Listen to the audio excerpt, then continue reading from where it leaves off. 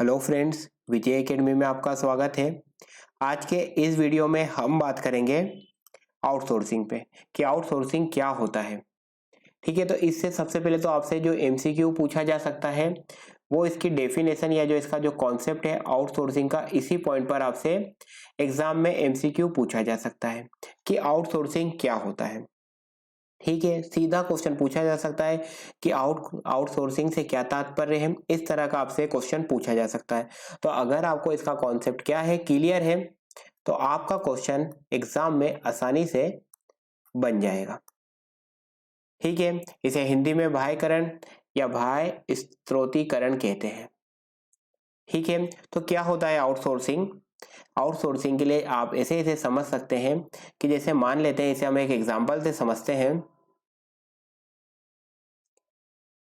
कि एक है होंडा कंपनी। ये है होंडा कंपनी, क्या बनाती है आपको पता है, गाड़ी बनाती है, बाइक बनाती है। ठीक है, कार भी बनाती है। हम बाइक का है कि होंडा कंपनी है, बाइक बनाती है। मेन काम क्या है इसका, मुख्य कार्य क्या है इसका, बाइक बनाना। ये इसका कैसा है, ये इसका मुख्य कार्य है। अब क्या हो रहा है, इसे मान लेते हैं हम, इसे काय की जरूरत है कि ये जो इसकी बाइक बनाने की जो इसकी फैक्ट्री है, बड़ी सी इसकी फैक्ट्री है। ठीक है, इस फैक्ट्री की सुरक्षा करना है।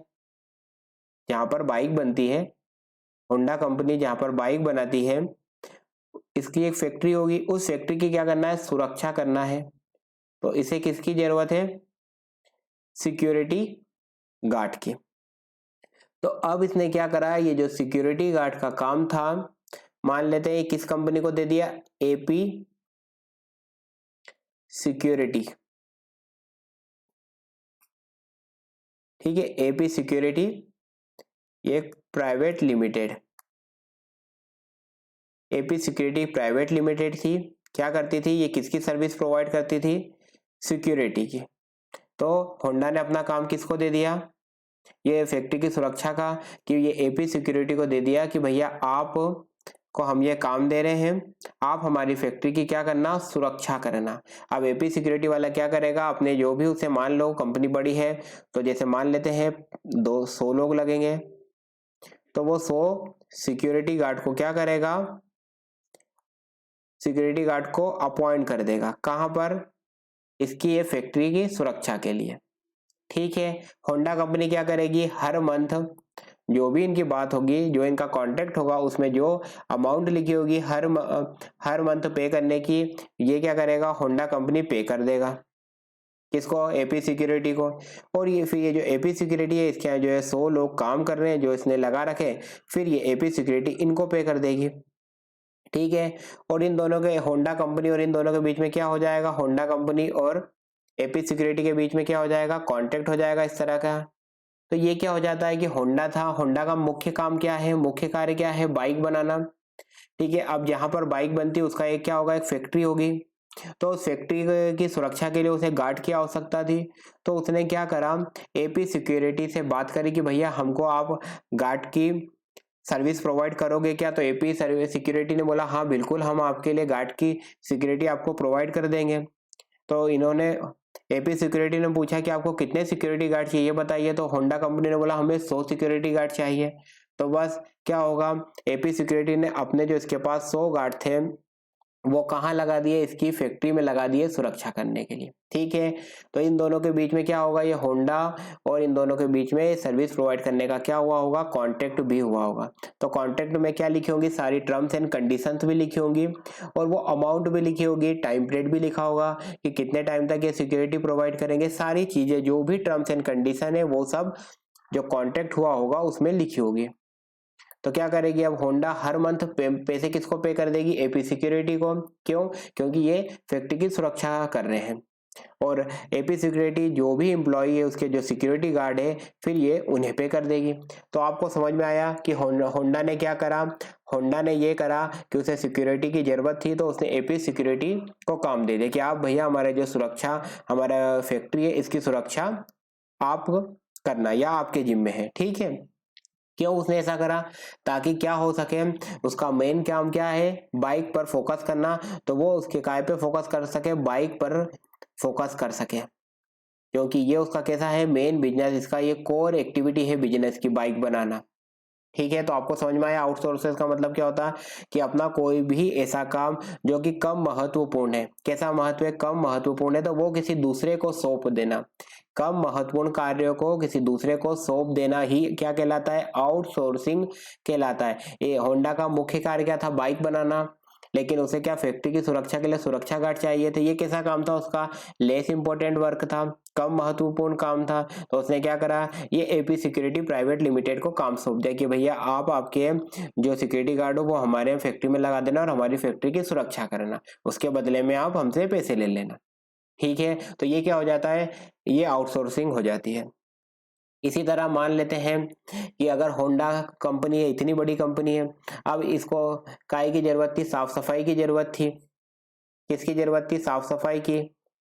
तो ये साफ सफाई के लिए भी चाहे तो क्या कर सकती है, अपने काम को किसी को आउटसोर्स कर सकती है।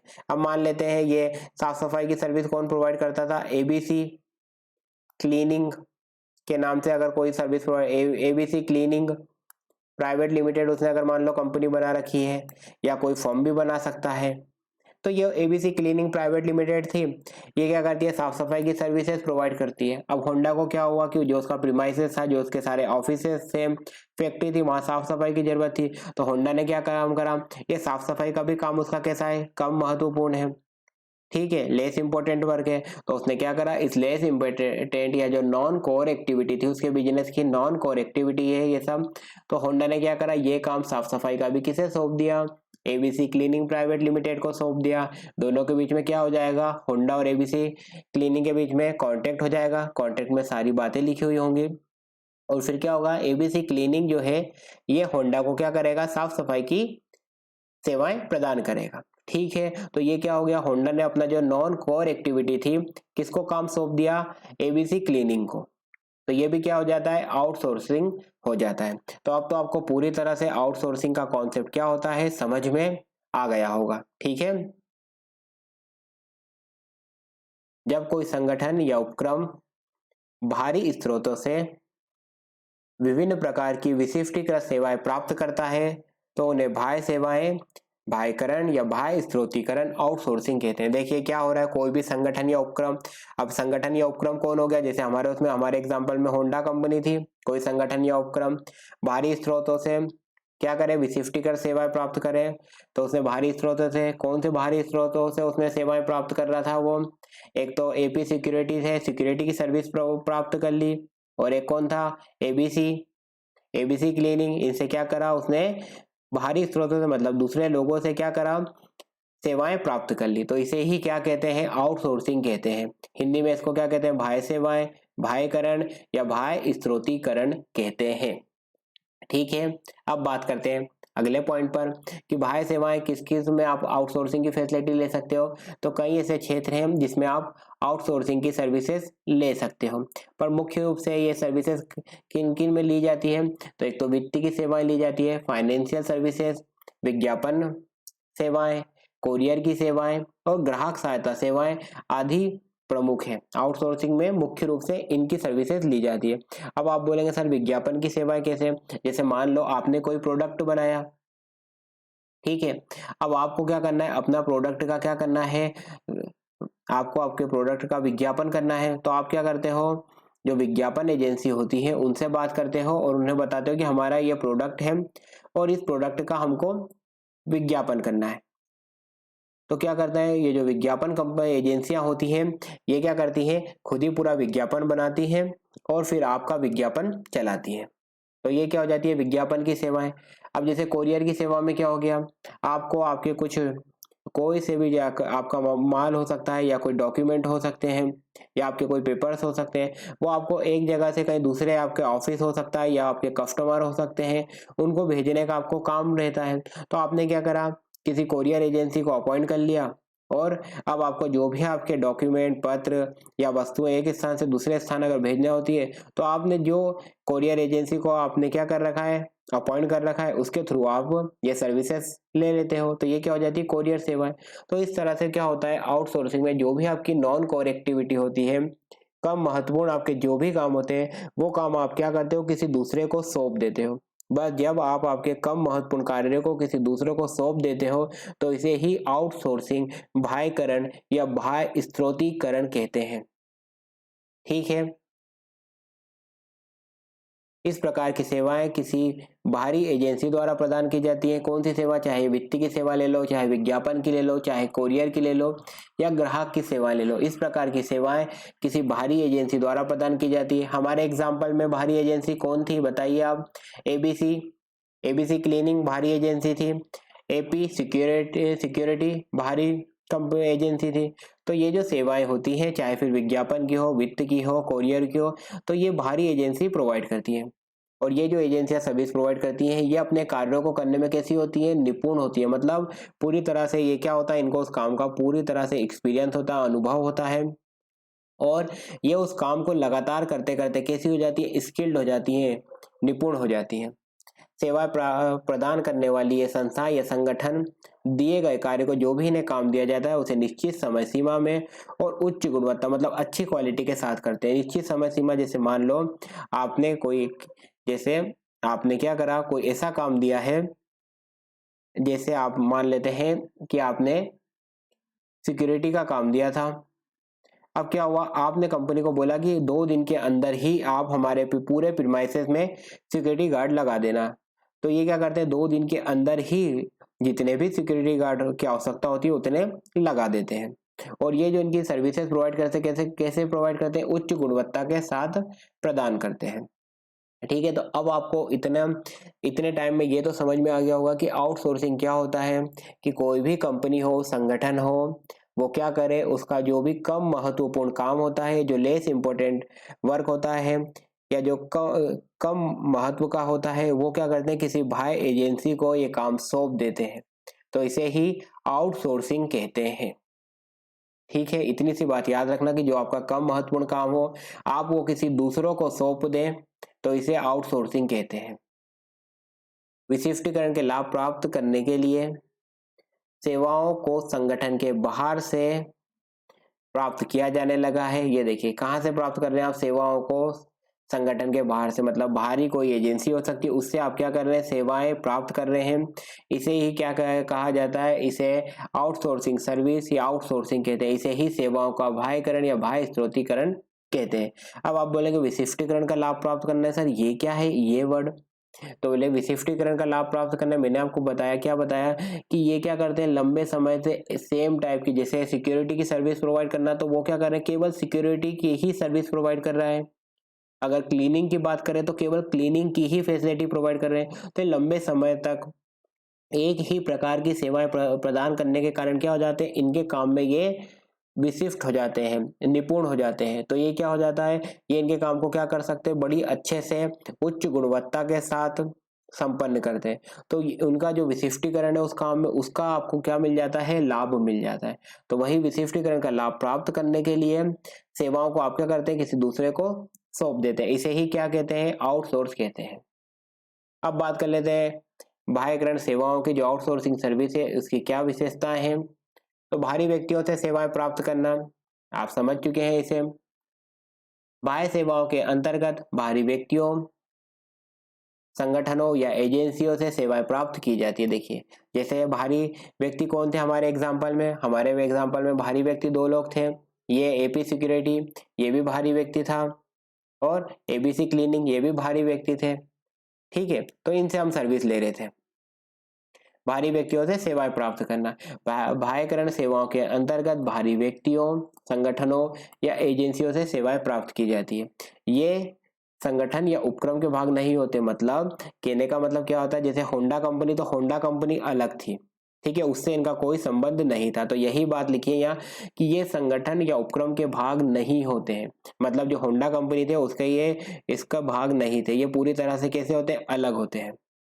बात करते हैं अनुबंध के आधार पर सेवाएं। मैंने आपको बताया था, क्या बताया था कि जब भी आप सर्विस लेते हो तो क्या होता है, कॉन्ट्रैक्ट हो जाता है किसके बीच में, दोनों के बीच में। चाहे होंडा हो वो एबीसी क्लीनिंग से ले या एपी सिक्योरिटी से, किसी से भी सर्विस ले, दोनों के बीच में क्या हो जाता है, कॉन्ट्रैक्ट हो जाता है। तो ये सेवाएं किसी अनुबंध के आधार पर प्राप्त की जाती है। उपक्रम ऐसी एजेंसी को कार्य विशेष, उपक्रम द्वारा एजेंसी को कार्य विशेष संपन्न करने के लिए अनुबंधित किया जाता है। मतलब जो उपक्रम था, उपक्रम कौन, जैसे होंडा कंपनी, तो होंडा कंपनी को अगर क्लीनिंग की सर्विस थी तो उसने क्या करा, एबीसी क्लीनिंग के साथ कॉन्ट्रैक्ट कर लिया। अब एबीसी क्लीनिंग क्या करेगी, उस कंपनी को, जो होंडा है उसको, उसके वहां क्या करेगी, क्लीनिंग का काम करेगी। अगर सिक्योरिटी की बात थी तो एपी सिक्योरिटी के साथ क्या करा, होंडा ने कॉन्ट्रैक्ट कर लिया। अब जो एपी सिक्योरिटी है वो क्या करेगा, कॉन्ट्रैक्ट के तहत उसे क्या काम मिला है, सिक्योरिटी प्रोवाइड करना, तो सिक्योरिटी की सर्विस प्रोवाइड करेगा। तो यही बात लिखी कि उपक्रम द्वारा एजेंसी को कार्य विशेष को संपन्न करने के लिए अनुबंधित किया जाता है। अब आप बोलेंगे सर कॉन्ट्रैक्ट क्यों करते हैं, कॉन्ट्रैक्ट इसलिए कर लेते हैं क्योंकि लिखित होता है, दोनों के बीच में कॉन्ट्रैक्ट साइन हो जाता है कि आपको ये सेवाएं देना है, तो कॉन्ट्रैक्ट में लिखा है, लीगली होता है। फिर ये तो क्या होता है, कोई भी फिर बीच में से सर्विस को ऐसे ही छोड़ के नहीं जा सकता, तो इसीलिए कॉन्ट्रैक्ट करते हैं। तो कॉन्ट्रैक्ट कैसे कर लेते हैं, ये लिखित में कर लेते हैं, ताकि उसमें सारी टर्म्स एंड कंडीशन क्या होती है, लिखी हुई होती है। अब कम महत्वपूर्ण कार्यों के लिए मैंने आपको बताया कि होंडा का मेन काम क्या था, बाइक बनाना, ठीक है, तो उसका ये मुख्य काम था। तो उसने क्या करा, जो उसके कम महत्वपूर्ण काम थे, जैसे साफ सफाई का काम हो गया और सिक्योरिटी गार्ड की जरूरत हो गई उसे, तो उसने ये काम क्या करा, किसी दूसरे को सौंप दिया। तो कम महत्वपूर्ण कार्यों के लिए प्रायः बाह्यकरण सेवाएं, जो आउटसोर्सिंग सर्विस होती है, कम महत्वपूर्ण कार्यों के लिए प्राप्त की जाती है। जैसे कार निर्माता कंपनी कार का इंजन बनाने के लिए बाह्य सेवाओं का प्रयोग नहीं करती। अभी आप बोलेंगे कार का इंजन बनाने के लिए क्यों नहीं करती सर, क्योंकि ये इसका क्या है, कोर बिजनेस है कार का इंजन बनाना। ठीक है, ये इसकी कैसी एक्टिविटी है, कोर एक्टिविटी है इंजन बनाना। तो ये अपने कोर एक्टिविटी को किसी को नहीं आउटसोर्स करती है। पर जैसे मशीनों का रखरखाव है या कर्मचारियों की भर्ती करना है, मतलब आपको और अधिक एम्प्लॉय की रिक्वायरमेंट करना है, तो आपने क्या करा, जो दूसरे आपके कम महत्वपूर्ण काम थे या जो लेस इंपॉर्टेंट वर्क थे, वो आपने क्या करा, किसी दूसरी एजेंसी को सौंप दिए। लेकिन जो आपका कोर काम है, जो आपकी कोर एक्टिविटी है बिजनेस की, जैसे कि कार निर्माता कंपनी की कार का इंजन बनाना, तो ये वो खुद ही बनाते हैं। ठीक है, तो कम महत्वपूर्ण कार्यों के लिए ही आउटसोर्स किया जाता है। कार्य की गुणवत्ता प्रमुख, बाह्यकरण या बाह्य सेवाओं का मुख्य उद्देश्य कार्य की गुणवत्ता बनाए रखना है। आपको मैंने बताया क्या होता है कि ये क्या होता है, एक तो देखिए कार्य की गुणवत्ता प्रमुख, इसमें अब दो बातें हो जाती है। एक तो क्या हो, कार्य की गुणवत्ता प्रमुख, बाह्यकरण या बाह्य सेवाओं का मुख्य उद्देश्य कार्य की गुणवत्ता को बनाए रखना होता है। मतलब क्या होता है, अब जैसे एजेंसी हो गई, कौन सी एजेंसी हो गई, चाहे वो क्लीनिंग वाली हो गई, चाहे फिर वो आपकी सिक्योरिटी वाली हो गई। ठीक है, दोनों क्या हो जाती हैं, ये इनकी कार्य की गुणवत्ता प्रमुख होती, मतलब ये जब भी सर्विस प्रोवाइड करती हैं तो ये क्वालिटी मेंटेन करती हैं, क्योंकि क्वालिटी मेंटेन करेंगे तो ही तो क्या होगा, सर्विस लेंगे। अगर आप क्वालिटी दोगे ही नहीं तो कोई फिर आपकी सर्विस क्यों लेगा। तो बाह्यकरण सेवाओं का मुख्य उद्देश्य गुणवत्ता को बनाए रखना, मतलब ये क्या करते हैं कि जो भी इनकी सेवा होती है उसमें ये गुणवत्ता को बनाए रखते हैं। और एक फायदा क्या होता है, एक फायदा होंडा को क्या फायदा होता है, ये तो उनको गुणवत्ता की सर्विस प्रोवाइड करते हैं। जैसे ये एबीसी ने क्लीनिंग क्या कर रहा है, गुणवत्तापूर्ण क्लीनिंग की, साफ सफाई की, गुणवत्तापूर्ण साफ सफाई की सेवाएं प्रदान कर रहा है। एपी सिक्योरिटी क्या कर रहा है, अच्छी गुणवत्ता वाली सिक्योरिटी प्रदान कर रहा है। ठीक है, लेकिन एक होंडा को भी एक लाभ हो जाता है। होंडा को क्या लाभ हो जाता है, होंडा को ये लाभ हो जाता है कि होंडा का मेन काम क्या है, बाइक बनाना, तो वो अब अपनी बाइक पे पूरा फोकस कर पाता है, बाइक बनाने पे। तो उसकी जो बाइक है उसमें भी क्या हो जाता है, इम्प्रूवमेंट आ जाता है। क्यों, क्योंकि उसका पूरा फोकस किस चीज पे है, पूरा फोकस उसका है एक ही बाइक बनाने पे। तो उससे उसकी बाइक की भी गुणवत्ता क्या हो जाती है, अच्छी हो जाती है। ठीक है, क्योंकि आपका फोकस आपके मेन एक्टिविटी पर ही है। अब बात करते हैं अगले पॉइंट पर, कार्य में विशिष्टता या विशिष्टीकृत सेवाएं। ये भी बता दिया आपको, क्या बताया था कि ये जो भी एजेंसियां होती है क्या करते हैं, ये एक ही काम को करती रहती हैं, लगातार लंबे समय से करती रहती हैं। तो ये उस काम को करने में क्या हो जाती है, एक्सपर्ट हो जाती हैं। तो इसके लिए इनके पास उस काम की क्या आ जाती है, इनके पास विशेषज्ञता आ जाती है। तो इससे हमको जो सेवाएं मिलती, कैसी सेवाएं मिलती, विशिष्टीकृत सेवाएं मिलती है। बाह्यकरण या बाह्य सेवा प्रदान करने वाली एजेंसियां अपने द्वारा किए जाने वाले कार्यों में क्या होती हैं, निपुण होती हैं। ये संस्था एक ही प्रकार के कार्य को संपन्न करती है। ये देखिए काफी समय से एक ही प्रकार का काम कर रही है, जैसे वो हमारे एग्जांपल में जो क्लीनिंग का काम कर रहे हो, लंबे समय से क्लीनिंग का ही काम कर रहे हैं। और अगर सिक्योरिटी गार्ड की कोई सर्विस प्रोवाइड कर रहा है तो सिक्योरिटी गार्ड की ही लंबे समय से क्या कर रहा है, फैसिलिटी प्रोवाइड कर रहा है, सर्विसेज प्रोवाइड कर रहा है। तो इससे उस काम में उनको क्या हो जाती है, विशेषज्ञता प्राप्त हो जाती है। आप ही एक ही काम को लंबे समय से अगर लगातार करते रहेंगे तो आपको क्या हो जाएगा, उस काम में आपकी विशेषज्ञता आ जाएगी, मतलब आप उस काम में कैसे हो जाएंगे, परफेक्ट हो जाएंगे।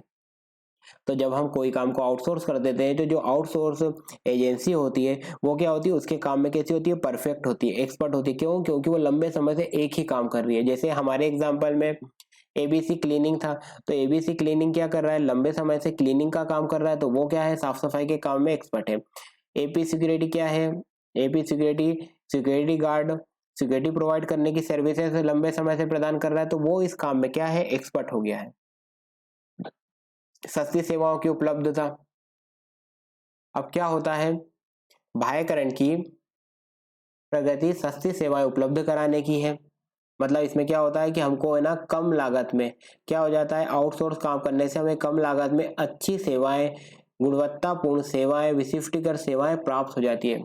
बाह्यकरण की प्रगति सस्ती सेवाएं उपलब्ध कराने की है।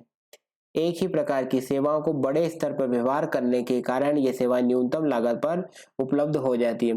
क्या होता है, जैसे हमारे एग्जाम्पल में कौन था, एबीसी एबीसी क्लीनिंग। अब ये एबीसी क्लीनिंग क्या कर रहा है, क्लीनिंग की फैसिलिटी काफी सारे उद्योगों को देता है। जैसे होंडा है, होंडा के साथ साथ ये और भी कई कंपनियों को, और भी दूसरे ग्रुप्स को, और भी दूसरी जो कारपोरेट संस्थाएं हैं, कारपोरेट हैं, उनको ये क्या करते हैं, बिजनेस को अपनी सर्विसेज प्रोवाइड करते हैं। तो एक ही प्रकार की सेवा बड़े स्तर पे व्यवहार करने के कारण क्या हो जाती है, इनको सेवाएं न्यूनतम लागत पर उपलब्ध हो जाती है। तो क्या होता है, ये जो एबीसी है, हर मतलब जो बड़ी बड़ी कंपनियां हो गई या फिर जो बड़े बड़े ग्रुप हो गए, बिजनेस ग्रुप होगा, उनको ये सर्विसेज प्रोवाइड करते हैं। तो इसके कारण क्या हो जाता है, इनका जो बेस हो जाता है, जो ग्रुप हो जाता है, बहुत बड़ा हो जाता है। तो इसके कारण क्या होता है, ये जो सेवाएं प्रदान करते हैं बहुत ही कम लागत में आपको सेवाएं मिल जाती है। तो आपको क्या बेनिफिट हो जाता है, जैसे होंडा कंपनी को क्या बेनिफिट हो गया कि होंडा कंपनी को सस्ती सेवाएं मिल जाती है। ठीक है, मतलब आउटसोर्स काम करने से क्या हो रहा है, एक तो होंडा को बेनिफिट हो रहा है कि जो उसका कोर बिजनेस है, जैसे कि बाइक बनाना, वो अपना पूरा फोकस किस पे कर रही है, बाइक बनाने पे कर रही है, पूरा की पूरा फोकस। दूसरा वो क्या कर रही है, काम को आउटसोर्स कर दिया। तो जो आउटसोर्स एजेंसी है वो क्या है, उसके काम में विशेषज्ञ है, तो उसके कारण उससे कैसी फैसिलिटी मिल रही है, विशिष्टीकृत सेवाएं प्राप्त हो रही है। साथ ही साथ ये जो विशिष्टीकृत सेवाएं प्राप्त हो रही है, ये भी कैसी हो रही है, कम से कम मूल्य में सस्ती प्राप्त हो रही है। क्यों सस्ती प्राप्त हो रही है, क्योंकि ये जो एजेंसी है, ये कई ऐसे बड़े बड़े औद्योगिक समूह हैं या जो कंपनियां हैं उन्हें ये सर्विसेज प्रोवाइड कर रहे हैं। तो इसके कारण ये क्या सेवाएं कैसे प्रदान कर रहे हैं, हमें कम मूल्य में। बाह्यकरण की प्रगति सस्ती सेवाएं उपलब्ध कराने की है। एक ही प्रकार की सेवाओं को बड़े स्तर पर व्यवहार करने के कारण ये सेवा न्यूनतम लागत पर उपलब्ध हो जाती है। कई सारे लोगों को सर्विस प्रोवाइड करती है एजेंसियां, इसलिए क्या होता है, ये कम लागत पे या न्यूनतम लागत पर आपको सेवाएं क्या कर देती हैं, उपलब्ध करवा देती है। अब बात करते हैं अगले पॉइंट पर, प्रयोग करने वाले की कुशलता में वृद्धि। आपको मैंने बताया जैसे कि होंडा था, होंडा ने क्या करा, अपना जो क्लीनिंग का काम था एबीसी को सौंप दिया, सिक्योरिटी का काम एपी को सौंप दिया। तो वो क्या कर रहा है, अपना जो कोर काम है, कोर एक्टिविटी है या जो उसकी मेन एक्टिविटी है बाइक बनाना, उस पर फोकस कर रहा है। तो इससे उसका क्या हो रहा है, पूरा फोकस किस चीज पे है, बाइक बनाने पे। तो इससे उसकी क्या हो रही है, कुशलता में वृद्धि हो रही है। अनेक सेवाएं संगठन से बाहर से प्राप्त हो जाने के कारण, अब देखिए वो क्या कर रहे हैं कि कई सेवाएं कहाँ से प्राप्त कर रहे हैं, बाहर से प्राप्त कर रहे हैं। बाहर से जैसे क्लीनिंग की सर्विस बाहर से प्राप्त कर ली थी, सिक्योरिटी की सर्विस बाहर से प्राप्त कर ली थी।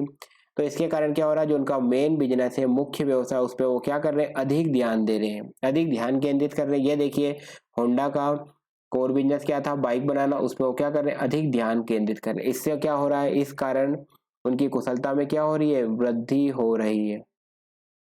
ठीक है, सब कुछ समझने का है, याद करने का तो सिर्फ इसका इतना सा कॉन्सेप्ट है कि जब आप आपकी जो कम महत्वपूर्ण सेवा है किसी बाहरी एजेंसी को दे देते हैं, तो जब वो बाहरी एजेंसी से जो सर्विसेज आप प्राप्त कर रहे हैं, इसे ही आउटसोर्सिंग कहते हैं। बस इतना सा अगर आपको याद है तो ये आपको आउटसोर्सिंग का पूरा कॉन्सेप्ट क्या है याद है। अब व्यवसाय के विकास के लिए बाह्य सेवाओं का प्रयोग प्रायः व्यवसाय के विकास के लिए किया जाता है। ठीक है, अब इसका मतलब कैसे, अब आपका जो जैसे साफ सफाई का काम था, सिक्योरिटी का काम था, दूसरों को सौंप दिया, तो अब आपके क्या कर रहे हैं, अपनी बाइक पर ही फोकस कर रहे हैं। तो अब आप क्या करेंगे, नए नए इन्वेंशन करेंगे, नई नई रिसर्च एंड डेवलपमेंट करेंगे, किस पे, बाइक पर, क्योंकि आपका फोकस किस पर है, केवल बाइक पर। तो इससे क्या होगा, आपके व्यवसाय का क्या होगा, विकास होगा। अब बात करते हैं इस नोट पर।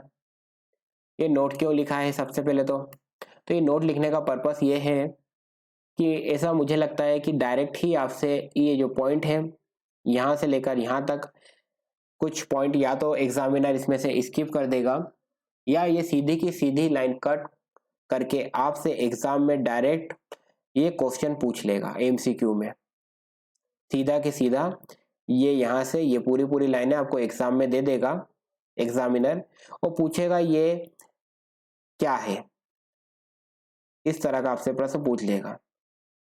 ठीक है, तो आपको बस इतना सा पता होना चाहिए कि ये क्या है, आउटसोर्सिंग है, बाह्य स्रोतीकरण है, बस इस तरह का एक क्वेश्चन आपसे बन सकता है। इसीलिए मैंने इन लाइनों को डाला है, क्योंकि अगर ये आपसे डायरेक्ट पूछी जाएगी तो फिर आपको क्या लगेगा कि अरे सर ये तो बहुत इसकी लैंग्वेज कठिन थी, ऐसा कुछ तो आपने पढ़ाया ही नहीं, तो ये कहाँ से पूछ लिया सर, आउटसोर्सिंग हमने तो ऐसा पढ़ा ही नहीं था आउटसोर्सिंग।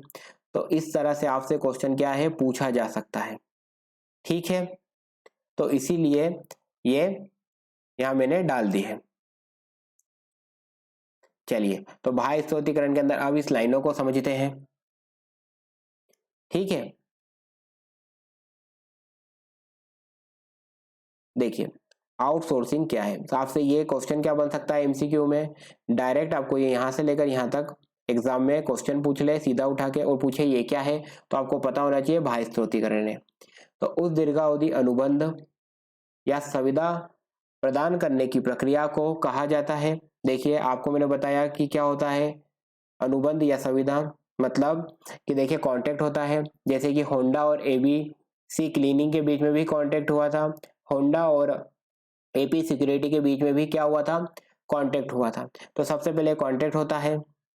ठीक है, तो यही बात लिखिए कि अनुबंध या संविदा प्रदान करने की प्रक्रिया, ठीक है, कॉन्ट्रैक्ट होता है।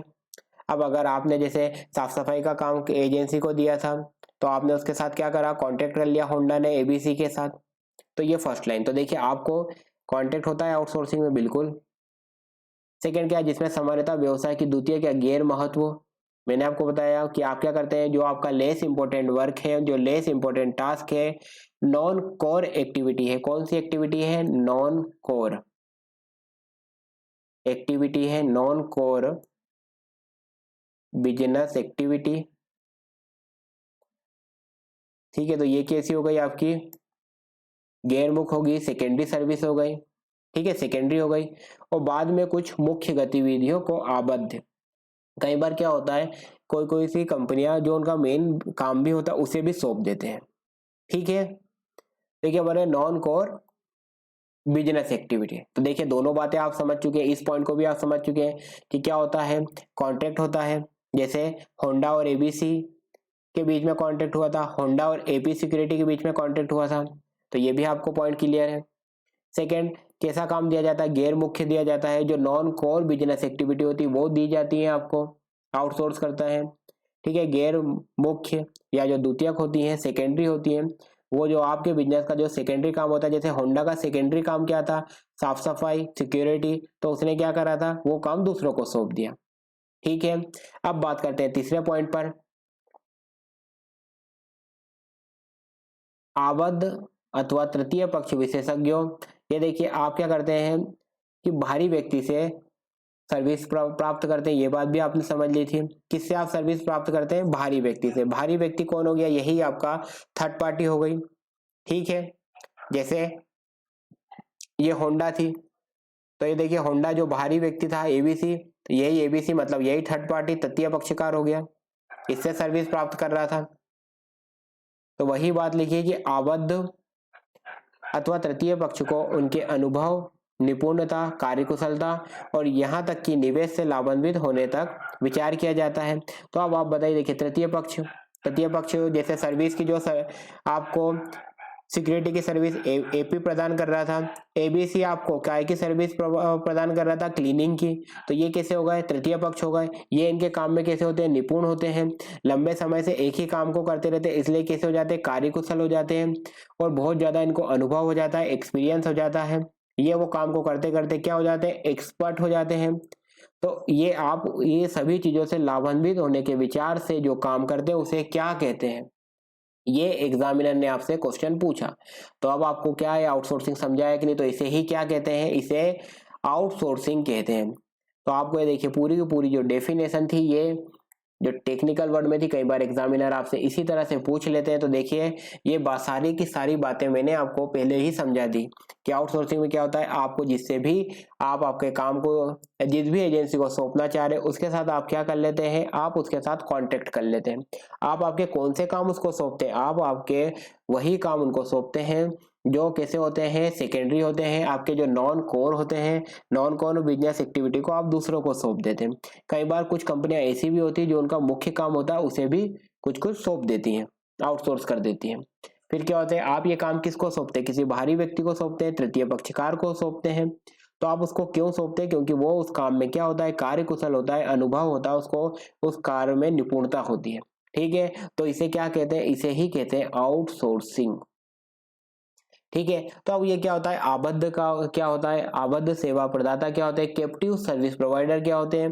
या तृतीय पक्ष सेवा प्रदाता, थर्ड पार्टी सर्विस प्रोवाइडर क्या होते हैं? इन्हें समझते हैं, इस पॉइंट को समझते हैं। ठीक है, कैप्टिव सर्विस प्रोवाइडर और थर्ड पार्टी सर्विस प्रोवाइडर ये क्या होते हैं? तो ये नोट्स भी मैंने आपको दिया है। ठीक है, तो ये नोट्स भी आपको मिल जाएगा, आपको कुछ भी नोट करने की आवश्यकता नहीं है। ठीक है, मैंने ये लिख लिया था और आपको इसका पीडीएफ भी अवेलेबल करा दिया है। तो आपको कुछ भी नोट्स करने की या नोट्स बनाने की कोई आपको आवश्यकता नहीं होगी। अब देखिए बाह्य स्रोतीकरण सेवा प्रदाता जो सर्विस प्रोवाइडर है, एक मिनट।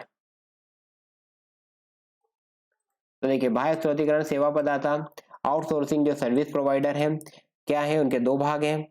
दो भाग में एक है कैप्टिव सर्विस प्रोवाइडर, मतलब आबद्ध सेवा प्रदाता है, और एक कौन है?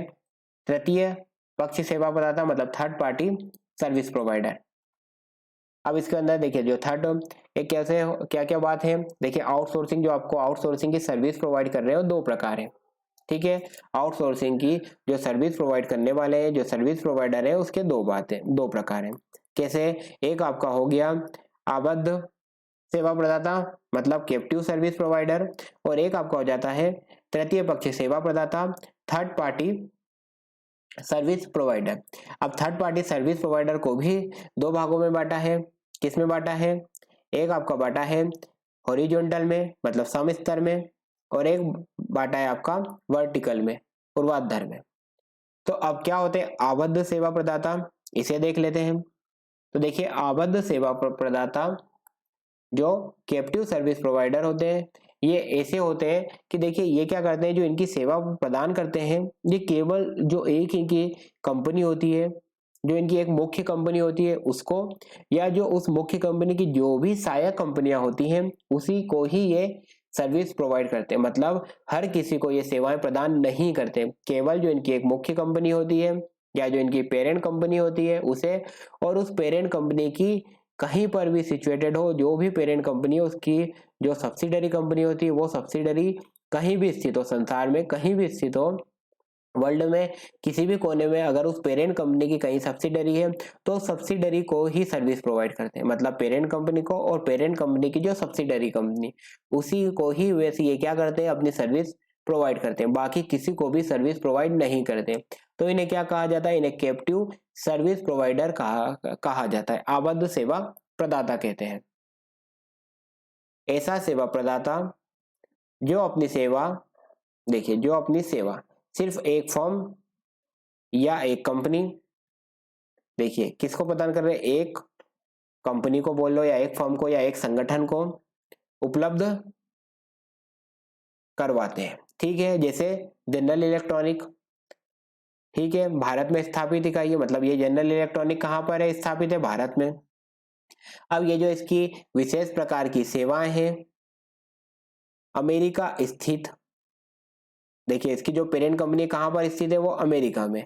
तो जो अमेरिका स्थित इसकी पेरेंट कंपनी है उसे, और ये जो पेरेंट कंपनी है इसकी जितनी भी सहायक कंपनियां हैं, भले ही वो कहीं भी सिचुएटेड हो, वर्ल्ड के किसी भी कोने में, इस पेरेंट कंपनी की जो भी सब्सिडरी कंपनी है उसे ही ये क्या कर रही है, सर्विस प्रोवाइड कर रही है। मतलब जब आप क्या कर रहे हो, आप सर्विस प्रोवाइड कर रहे हो, पर किसको कर रहे हो, किसी एक कंपनी को।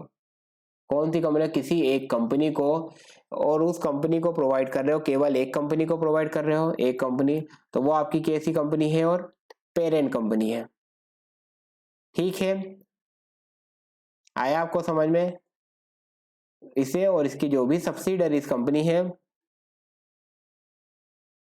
तो इन सब्सिडरीज कंपनी को ही आप क्या कर रहे हो, पेरेंट को और इसकी सब्सिडरीज को, भले ये कहीं भी सिचुएटेड हो। जैसे जैसे ये कहाँ पर है, आपकी मान लेते हैं पेरेंट कंपनी आपकी हो गई अमेरिका में, ठीक है, लेकिन जो आपकी सब्सिडरीज है कहाँ कहाँ है, कोई कोई आपकी यूरोप में है, फ्रांस में हो सकती है, जर्मनी में हो सकती है, कोई आपकी कहाँ पर है, ब्रिटेन में है, कोई आपकी कहाँ हो सकती है, कोई आपकी हो सकती है जैसे ऑस्ट्रेलिया में। तो ये सब्सिडरी अलग अलग जगह स्थित है। तो ये आप जो अलग अलग जगह स्थित है ना सब्सिडरी, इन्हें भी सर्विस दे रहे हो। मेन जो पेरेंट कंपनी अमेरिका में, इसे भी सर्विस दे रहे हो, और इसकी सब्सिडरी चाहे वो यूरोप में हो, ब्रिटेन में हो, ऑस्ट्रेलिया में हो, कहीं भी हो, आप इन्हें भी सर्विस दे रहे हो। ठीक है, लेकिन उस एक कंपनी जो पेरेंट कंपनी उसे और उसकी सब्सिडरी को ही आप सर्विस प्रोवाइड कर रहे हो। तो इसे क्या कहा जाता है, कैप्टिव सर्विस प्रोवाइडर कहा जाता है। ठीक है, अब बात करते हैं तृतीय पक्ष सेवा प्रदाता की। तृतीय सेवा प्रदाता, थर्ड पार्टी सर्विस प्रोवाइडर। अब इसके नाम से जैसे कि आपको स्पष्ट हो रहा है, क्या स्पष्ट हो रहा है कि थर्ड पार्टी मतलब जो तीसरा पक्षकार है वो क्या कर रहा है, आपको सर्विस प्रोवाइड कर रहा है।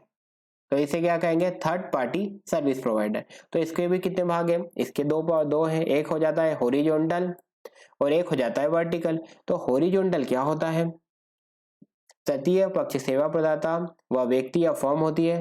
देखिए इसमें क्या है, वह व्यक्ति, कोई व्यक्ति हो सकता है, फर्म हो सकती है, या एजेंसी हो सकती है, जिनकी कुछ प्रक्रियाओं में विशेषज्ञता होती है। जैसे मैंने आपको बताया कि जो भी एजेंसी सर्विस प्रोवाइड करती है ये क्या होते हैं, विशेषज्ञ होते हैं, क्योंकि ये लंबे समय से एक ही काम को करते रहते हैं। तो ये उस काम में क्या होते हैं, विशेषज्ञ होते हैं, निपुण होते हैं, कार्यकुशल होते हैं, और काफी सारा इनके पास अनुभव होता है। और ये जो अपनी सेवाएं हैं, और वह अपनी सेवाएं ग्राहकों के एक ऐसे वर्ग को प्रोवाइड कर रहे हैं जो कि पूरे उद्योग में फैले हुए हैं। मतलब आप जो आपकी सर्विसेज दे रहे हो, ऐसे उद्योगों को दे रहे हो, या ऐसे ग्राहकों को दे रहे हो जो कि बहुत ही, मतलब कैसे ग्राहक हैं आपके, बड़े वर्ग हैं, और जो कि पूरे उद्योग में फैले हैं, तो आप उनको अवेलेबल करा रहे हो। ठीक है, आप आपकी सेवाएं, आप क्या हो गए, काम करते करते विशेषज्ञ हो गए हो, कार्यकुशल हो, अनुभवशील हो। अब आप आपकी सेवाएं दे रहे हो, किसको दे रहे हो, अपने ग्राहकों को। तो जो आपका ग्राहक है वो कैसा है, एक बड़ा वर्ग है जो कि पूरे उद्योगों में फैला हुआ है, उनको आप आपकी सर्विस प्रोवाइड कर रहे हो। तो इन्हें क्या कहा जाता है, इन्हें कहा जाता है आउटसोर्सिंग की टर्मिनोलॉजी में क्या कहते हैं, इन्हें सम स्तर कहते हैं, मतलब हॉरिजॉन्टल कहते हैं।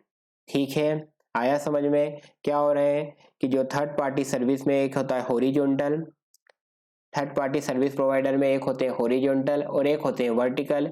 तो हम बात कर रहे हैं हॉरिजॉन्टल पे। ठीक है, अब हॉरिजॉन्टल क्या होते हैं, देखिए इसके अंदर आप क्या कर रहे हैं, आप आपके काम में कैसे हैं, आपकी कुछ प्रक्रियाओं में आप कैसे हैं, विशेषज्ञ हैं, और आप आपकी ये जो विशेषज्ञता है, आपकी जिस भी काम में आपकी विशेषज्ञता है या जिन प्रक्रियाओं में आप विशेषज्ञ हैं, उसकी सेवाएं आप किसको प्रोवाइड कर रहे हो, आपके ग्राहकों को सेवाएं प्रदान कर रहे हो। अब जो आपका ग्राहक है वो एक ऐसे बड़े वर्ग का है, ठीक है, जो कि पूरे उद्योगों में फैला हुआ है। ठीक है, और उनको आपकी सर्विस क्या कर रहे हो, आप प्रोवाइड करा रहे हो। तो ये कैसा हो जाएगा फिर, हॉरिजॉन्टल सर्विस प्रोवाइडर हो जाएगा, horizontal third party service provider. अब एक होता है ऊर्ध्वाधर मतलब वर्टिकल। तो ये क्या होते हैं, ये वह व्यक्ति या फर्म होते हैं जो केवल एक या दो उद्योगों में कितने उद्योगों में, देखिए वो पूरे उद्योगों को प्रोवाइड करा रहे थे, पूरे उद्योग में फैले हुए थे, ठीक है। एक ऐसे ग्राहकों का एक ऐसा वर्ग था जो कि पूरे उद्योग में फैला हुआ था।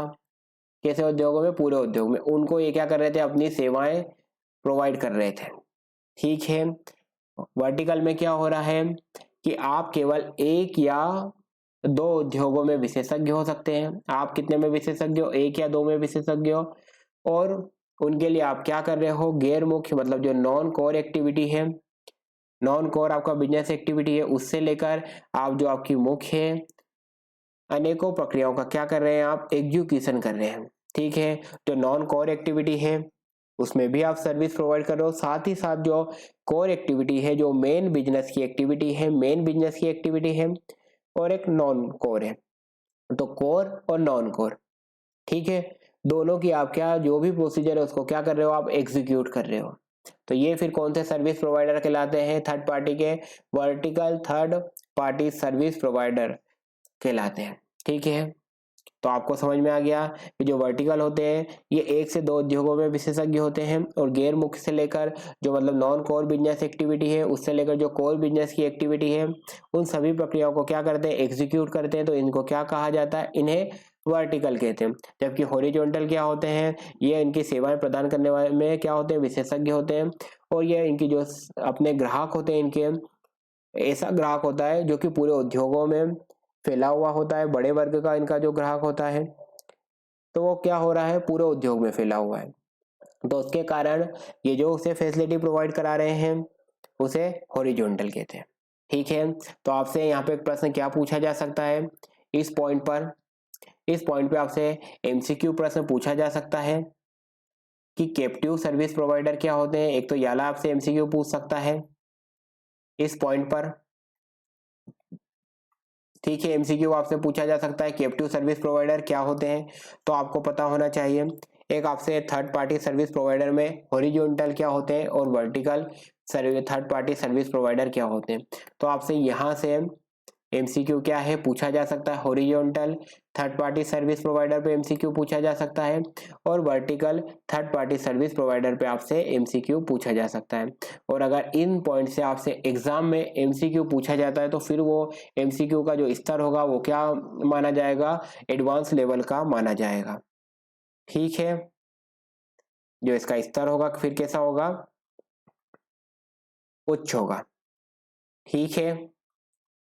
क्यों, और अगर आपसे बेसिक लेवल का होगा तो क्या होगा कि जब कोई तृतीय पक्षकार, ठीक है, जब कोई तृतीय पक्षकार किसी संगठन या फर्म को सेवाएं, उसकी विशिष्ट सेवाएं प्रदान करता है तो उसे क्या कहते हैं, तो आपको सीधा सा पता है कि आउटसोर्सिंग कहते हैं, ठीक है। कि आउटसोर्सिंग में आप किसी थर्ड पार्टी की से क्या कर रहे हो, जो आपकी नॉन कोर बिजनेस की एक्टिविटी है, गैर मुख्य आपके काम है, कम महत्वपूर्ण काम है, वो आप आपके काम दूसरों को सौंप रहे हो, तो उनकी सेवाएं लेने को ही आउटसोर्सिंग सर्विसेज कहते हैं। तो आपसे किस पॉइंट पे डायरेक्ट क्वेश्चन पूछा, आउटसोर्सिंग क्या होता है, तो फिर वो आपका जो क्वेश्चन का नेचर हो जाएगा क्या हो जाएगा, बेसिक, ठीक है।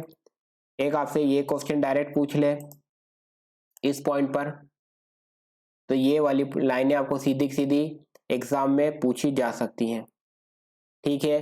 तो आपको ये पता होना चाहिए कि ये किससे संबंधित है, आउटसोर्सिंग से संबंधित है, ठीक है। किससे संबंधित है, आउटसोर्सिंग से।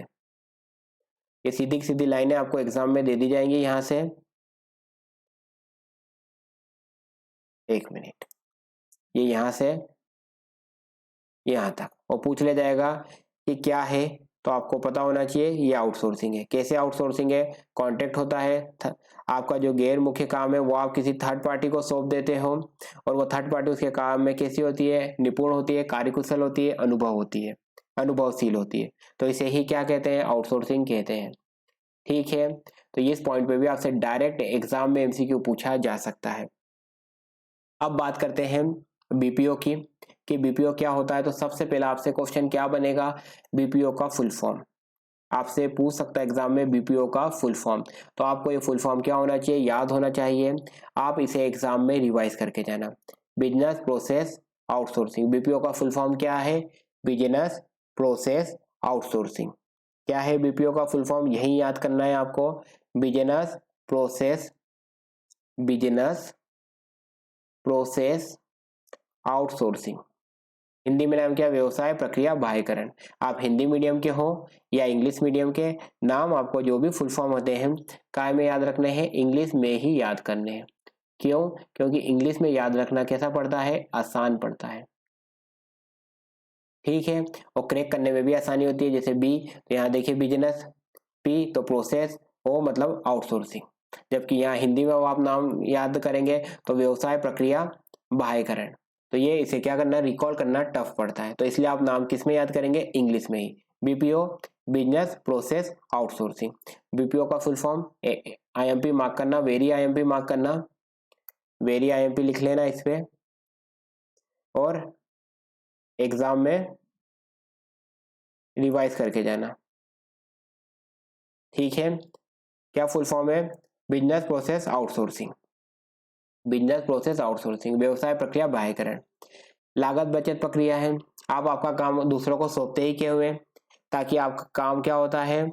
आपको सस्ती सेवाएं प्राप्त हो जाती है। ये बात हम पहले ही कर चुके हैं। ये देखिए यहाँ पर कि सस्ती सेवाओं की आपको उपलब्धता हो जाती है। तो वही ये कैसी है? लागत बचत प्रक्रिया है, कॉस्ट सेविंग प्रोसीजर है, जो उपक्रमों को उनके गैर मुख्य कार्यों को आउटसोर्स करने की अनुमति देती है। जैसे होंडा ने क्या करा था? होंडा ने जो सिक्योरिटी गार्ड की उसे सर्विसेज चाहिए थी तो उसने एपी सिक्योरिटी को सौंप दी।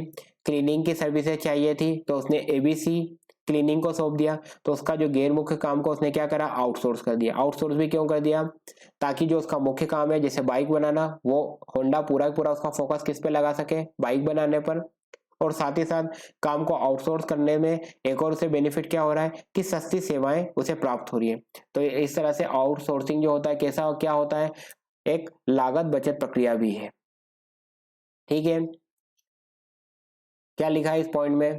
इस पॉइंट में ये लिखा है कि देखिए, आज आप अगर हर चीज आप खुद ही करना चाहोगे तो क्या अगर आप खुद ही ये सोचे कि मैं कोई काम किसी को आउटसोर्स ना करूं और मैं खुद ही सारे काम कर लूं, तो फिर आपको क्या करना पड़ेगा? उसके लिए आपको सारी की सारा पूरा के पूरा मैनेजमेंट आपको करना पड़ेगा। और अगर आपको उसके लिए रिक्वायरमेंट हो क्या कि आपको उसके लिए भी कोई प्रीमाइसेस वगैरह बनाना पड़े, उसके लिए भी आपको लोगों का अपॉइंटमेंट करना पड़े, तो क्या होगा? इस सब में आपका टाइम लगेगा, आपका पैसा भी लगेगा, और आपको उस तरफ ध्यान भी देना पड़ेगा। ठीक है, आप ऐसा नहीं है कि आपको जरूरी है कि आप काम आउटसोर्स ही करें, आप चाहें तो खुद भी कर लें, लेकिन अगर आप सभी काम आप खुद ही करेंगे तो क्या होगा?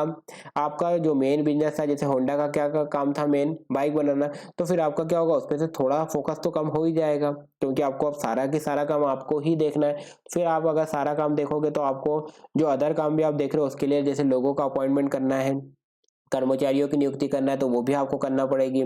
उन कर्मचारियों के लिए प्रीमाइसेस वगैरह बनाना, ठीक है, उनका सैलरी वगैरह भी देखना, पीएफ वगैरह भी देखना, ठीक है, तो वो सारे काम फिर आपको ही देखना पड़ेंगे। तो कहीं ना कहीं आपका क्या होगा? फोकस कम होगा। तो आउटसोर्स करने से क्या होता है? आपको एक ये भी बेनिफिट हो जाता है कि जो आपकी बिजनेस की मेन एक्टिविटी है उस पर आप क्या कर पाते हैं? पूरा फोकस कर पाते हैं। प्रतिस्पर्धा के इस युग में व्यवसाय तो स्वयं सेवाओं का एक सुसंगठित ढांचा स्थापित करें, मतलब आप चाहें तो खुद भी क्या कर सकते हैं? जो भी आपको सर्विस चाहिए आप उसके लिए खुद का भी मतलब स्थापना कर सकते हैं, या किसी बाहरी एजेंसी से आप कार्य के लिए क्या कर सकते हैं? अनुबंधित कर सकते हैं। मतलब हमारे एग्जांपल पे चलते हैं, क्या हुआ था? होंडा होंडा चाहे तो क्या कर सकती थी? खुद भी कर्मचारियों को क्या कर लेती? अपॉइंट कर लेती कि भैया हमारे वहाँ सिक्योरिटी गार्ड की वैकेंसी निकली है, आप आ जाइए। ठीक है, होंडा भी ये कर सकती थी। होंडा भी और कर्मचारियों को अपॉइंटमेंट करके साफ सफाई का काम दे सकती थी। ठीक है, तो होंडा के पास ये ऑप्शन भी था, और होंडा के पास ये ऑप्शन भी था कि वो क्या करे? अपना काम आउटसोर्स कर दे। ठीक है, दोनों ऑप्शन है आपके पास, तो वही बात लिखिए कि प्रतिस्पर्धा के इस युग में व्यवसाय या तो स्वयं सेवाओं को सुसंगठित स्थापित करे, मतलब होंडा चाहे तो स्वयं ही क्या कर सकती थी? क्लीनिंग के लिए और सिक्योरिटी के लिए कर्मचारियों को अपॉइंटमेंट कर लेती, या वो किसी बाहरी एजेंसी को अपॉइंट करके ये काम क्या कर सकती थी? कॉन्ट्रैक्ट करके उसे सौंप दे। तो दोनों ऑप्शन थे। ठीक है, जो भी आपको बेटर लगे वो आप क्या कर सकते हो? कर सकते हो। ऐसी एजेंसी ग्राहकों की शिकायतों और समस्याओं को जानकर उनके निवारण के लिए आवश्यक कदम उठा दिए। मतलब जैसे आपने जो भी एजेंसी से सर्विसेज ली है तो उसके अकॉर्डिंग वो क्या करती है, काम करती है। जैसे मान लो अगर आपने कॉल सेंटर की सर्विस ली है, ठीक है, तो अब अगर किसी कस्टमर का कॉल आएगा तो वो जो कॉल सेंटर वाले हैं, जो कॉल सेंटर की एजेंसी है, आपकी कंपनी का कॉल किसके पास जाएगा, जैसे मान लेते हैं हम होंडा से, होंडा थी, होंडा, ठीक है। अब होंडा ने क्या करा, एक कॉल सेंटर एजेंसी को क्या कर लिया, अपॉइंट कर लिया, कॉन्टेक्ट सॉरी,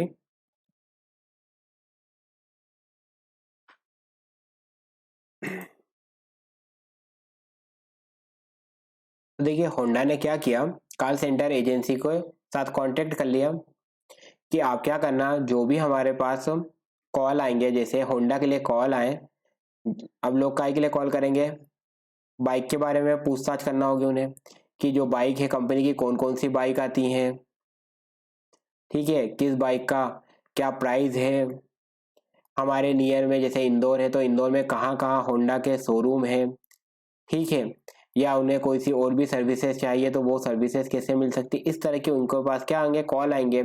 तो ये क्या करते हैं, होंडा ने एक कॉल से एजेंसी को, कॉल सेंटर एजेंसी के साथ कांटेक्ट कर लिया। और क्या होता है, अब आप अगर, होंडा नंबर जारी करता है कि अगर आपको हमसे कॉल भी करना हो तो आप हमें क्या कर सकते हैं, कॉल कर सकते हैं। तो आप जैसे ही होंडा को कॉल लगाते हैं तो वो कॉल क्या होता है, सीधे के सीधे इंटरनेट के माध्यम से सीधे कॉल डाइवर्ट हो जाता है। और कॉल डाइवर्ट होके किसके पास जाता है, मतलब आपने कॉल लगाया, जैसे ये एक व्यक्ति था, इस व्यक्ति ने क्या करा, कॉल लगाया, ठीक है, ये व्यक्ति ने कॉल लगाया, तो वो लगाता किसको है, कॉल होंडा को। परंतु कॉल होंडा के उस पास ना जाते हुए कॉल डाइवर्ट होते हुए किसके पास चला जाता है, कॉल सेंटर के पास। और फिर कॉल सेंटर पे यहाँ पे क्या होते हैं, लोग बैठे हुए होते हैं, आपकी ये होंडा के ही कॉल उठाने के लिए लोग बैठे हुए होते हैं। और क्या करते हैं, जैसे ही कॉल आता है तो ये कॉल पिक करते हैं, ठीक है। और फिर पूछते हैं कि सर आप बताइए आपको क्या हेल्प चाहिए। तो आप, जैसे आपने पूछा कि सर मुझे बाइक खरीदना है, तो पूछते हैं ठीक है सर आप कौन सी बाइक खरीदना चाहेंगे, मॉडल कौन सा खरीदना चाहते हैं, ठीक है। फिर वो आपसे बता देते हैं आप कौन सा कलर लेंगे, तो वो बता देते हैं कि सर ये कलर का ये प्राइस रहेगा, इंदौर में ये गाड़ी की जो अवेलेबिलिटी है, इंदौर में वैसे हमारे 5 शोरूम है, परंतु ये जो 2 शोरूम है, एक बोले जैसे अन्नपूर्णा पे है, एक विजयनगर में जो शोरूम है यहीं पर ये गाड़ी की अवेलेबिलिटी है, बाकी स्थानों पर ये गाड़ी अभी अवेलेबल नहीं है। तो अगर आप सर आज या कल में ही परचेज करना चाहें तो आप इन 2 शोरूम पे जा सकते हैं। और अगर आप मुझसे मतलब ये चाहिए कि आप मुझे उनके नंबर भी चाहिए तो वो भी मैं आपको शेयर कर दूंगा। इस तरह के सारी की सारी फैसिलिटी कौन प्रोवाइड करती है, कॉल सेंटर एजेंसी, ठीक है। तो ये देखिए, जैसे बीपीओ सेवाओं के उद्देश्य से स्थापित कॉल सेंटर, बीपीओ के अंतर्गत ग्राहक का प्रश्न, जैसे आपने देखिए आपका एक ग्राहक था, ग्राहक ने कॉल किसको करा था, होंडा को, कॉल इंटरनेट के माध्यम से डाइवर्ट होकर कॉल सेंटर के पास चला गया।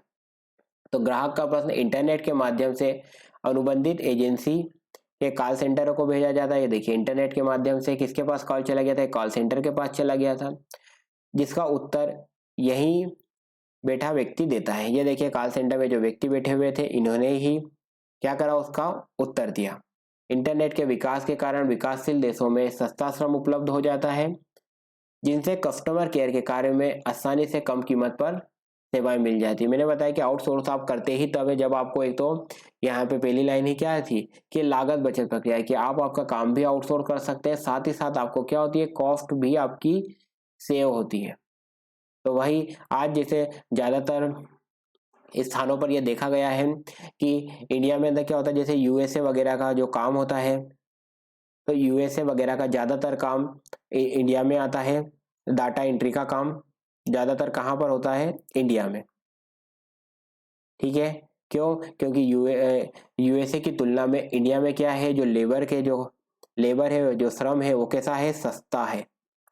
तो इसलिए वहां का काम कहाँ आउटसोर्स होता है, अमेरिका का, इंडिया में। अमेरिका का ज्यादातर काम कहाँ पर आउटसोर्स होता है, इंडिया में। कौन सा वाला, जो डाटा एंट्री का काम रहता है, ठीक है। क्यों, क्योंकि यहाँ पर कैसा है, जो श्रम है वो सस्ता है, तो इसके लिए आउटसोर्स होता है। ठीक है, अब बात कर लेते हैं। तो आपको आउटसोर्सिंग का पूरा कॉन्सेप्ट समझ में आ गया। चलिए एक बार इंपॉर्टेंट मार्क कर लेते हैं इसमें कि क्या क्या इंपॉर्टेंट है। तो आप सबसे पहले तो ये लगा लेना कि जब कोई संगठन या आपको देखिए बाहरी स्रोतों से अगर आप विशिष्टीकृत सेवाएं प्राप्त कर रहे हैं, ठीक है, कोई भी आप एक संगठन हो सकते हैं, कंपनी हो सकते हैं, तो आप किसी भी बाहरी स्रोत से मतलब बाहरी व्यक्ति से, थर्ड पार्टी से अगर आप कोई सी विशिष्टीकृत सेवाएं प्राप्त कर रहे हैं तो इसे ही क्या कहते हैं, आउटसोर्सिंग सर्विसेज या आउटसोर्सिंग बाह्यकरण या बाह्य स्रोतीकरण कहते हैं। ठीक है, ये आप मार्क कर लेना एग्जाम के लिए। फिर उसके अंदर आप क्या मार्क कर लेना, इसके बाद आप मार्क ये कर लेना, ये वाली ये नोट को आप मार्क कर लेना। एग्जाम में एक बार पढ़ के जरूर जाना, रिवाइज करके चले जाना, ताकि आपको पता हो कि ये कॉन्सेप्ट किसका है, आउटसोर्सिंग का। उसके बाद आपको बीपीओ का फुल फॉर्म एग्जाम में रिवाइज करके जाना है। ठीक है, मार्क करा दिया आपको। क्या क्या मार्क कराया है, एक तो ये 2 लाइनें एग्जाम में रिवाइज करके जाना है, उसके बाद ये नोट एग्जाम में रिवाइज करके जाना है, और एक बीपीओ का full form business process outsourcing. और बस बीपीओ को में आपको फिर पता ही है पूरा कॉन्सेप्ट आउटसोर्सिंग का, वही की वही कॉन्सेप्ट हो। यहाँ भी बिजनेस प्रोसेस आउटसोर्सिंग में भी लग जाता है ज्यादातर। कॉल सेंटर, ये देखिए बीपीओ कॉल सेंटर को एक मार्क कर लेना, तो आपको इसका एग्जाम्पल भी पूरा याद रहेगा। ठीक है, उसके बाद अब हम बात करते हैं बीपीओ विकल्पों के प्रकार, टाइप ऑफ बीपीओ ऑप्शन। तो इसे आप तीनों की तीनों को ही आईएमपी मार्क करेंगे। ठीक है, इसे आप लगाएंगे वेरी आईएमपी, और इसे आप एग्जाम में रिवाइज करके जाएंगे। ठीक है, एग्जाम में रिवाइज करके जाना, और रिवाइज भी कैसे करना, ध्यान से रिवाइज करना, ध्यान से याद करके जाना। क्यों, अगर ध्यान से नहीं पढ़ा तो एग्जाम में फिर क्या होगा, इस पॉइंट पे कंफ्यूजन होगा। ठीक है, तो इसके लिए एग्जाम में कंफ्यूजन से बचने के लिए कैसे पढ़ना, अच्छे से पढ़ना, ध्यान से रिवाइज करके जाना। ये तो फिर वहां पर आपको सारे ऑप्शन कैसे लगेंगे, सिमिलर लगेंगे। तो वेरी आईएमपी है, एग्जाम में रिवाइज करके जाना और अच्छे से पढ़ के जाना। अब आंसर आउटसोर्सिंग, इसका एक और नाम क्या है आंसर का, घरेलू, डोमेस्टिक। तो ऑनशोर आउटसोर्सिंग या डोमेस्टिक आउटसोर्सिंग क्या होती है। अब देखिए ऑनशोर आउटसोर्सिंग का नाम सबसे पहले तो याद होना चाहिए कि ऑनशोर को एक और किस नाम से जाना जाता है, ऑनशोर आउटसोर्सिंग को घरेलू आउटसोर्सिंग, डोमेस्टिक आउटसोर्सिंग के नाम से भी जाना जाता है। ठीक है, अब इसको घरेलू क्यों कहा जाता है, क्योंकि देखिए इसमें उसी देश के किसी व्यक्ति के बीपीओ के उत्पाद शामिल होते हैं with in the same nation. देखिए वही नेशन, सेम नेशन होता है, जैसे भारत।